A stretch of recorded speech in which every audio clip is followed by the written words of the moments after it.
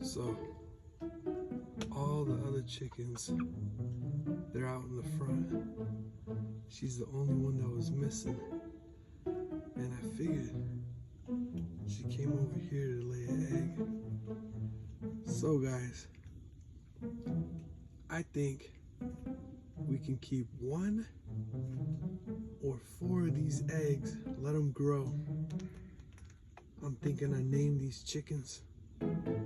We'll name them Safa, Aisha, Elena, and Mon Jr.